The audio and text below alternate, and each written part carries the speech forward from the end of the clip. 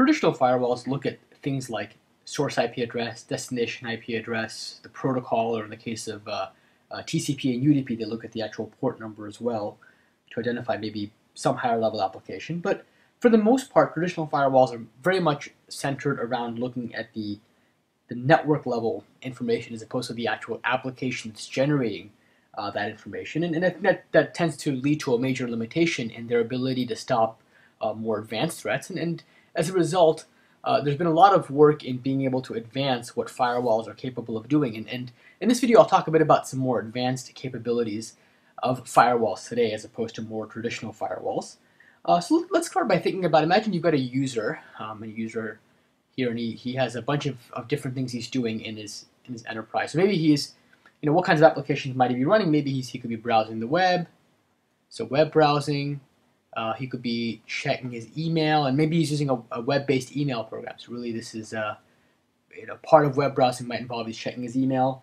He might be doing file sharing, and this may not be allowed in his company. Maybe his company's got a policy, but maybe nobody's noticed that he's got a file sharing application, and he's been, sharing music files and other stuff on his work machine.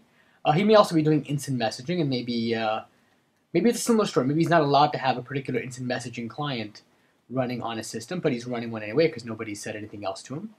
Okay, and these are all the different applications that he's running on his network, or really on his computer. And each of these applications generates a certain amount of traffic.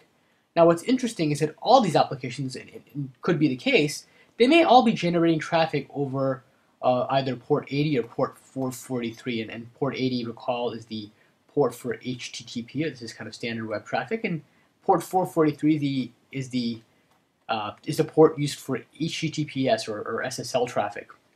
Okay, and this traffic could be communicated, and perhaps it's being communicated, over the internet and to some other server on the other side of the internet. Okay. Now, his firewall, if you look at the traditional firewalls are going to be looking specifically at things like the source and destination IP. They're going to be looking at the port number.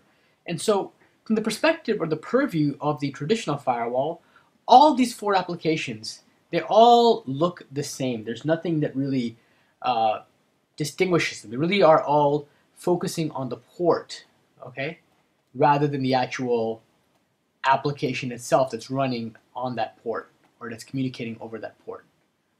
Okay?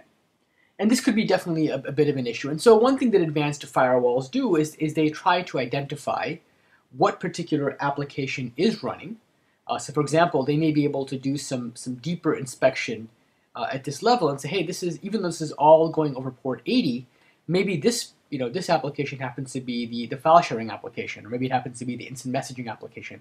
They're able to identify or do kind of application fingerprinting, and as a result, you can now have policies that block at the application level rather than just at the port level. So now you can say, what, I'll allow web traffic in general, I'll allow port 80 traffic in general, except for when that traffic happens to be file sharing. Or maybe on the flip side, you can say, I'll allow port 80 traffic except for, maybe allow it in only these cases and not these other cases. And so you can actually have more granular application level policy. So application level policy. Okay. The next thing is that, and this is kind of going back to our example of this user, when you think about it, what the actual firewall or traditional firewall will see for a user is they'll see an IP address, Internet Protocol address, and that might be something like, this user is located at 1.2.3.4, but they may know nothing of the actual user who is behind that IP address. And it could be the case, like imagine this user happens to be, today he might be in his office, tomorrow he might be in the conference room, right? And he might be doing the same kinds of things, but there's no way to know. With traditional firewalls, they're not designed to really think about things at the user level. They really are designed to think about things at the IP address level.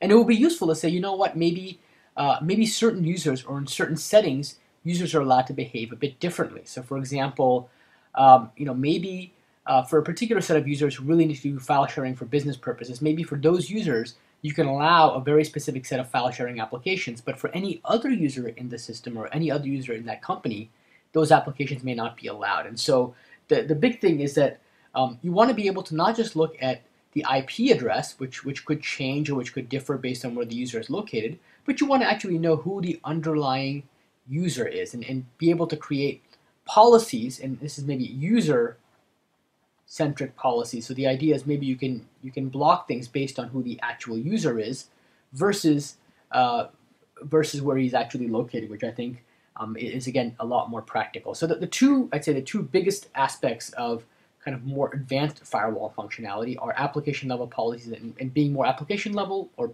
application oriented rather, and also being more user oriented rather than being kind of port and IP oriented.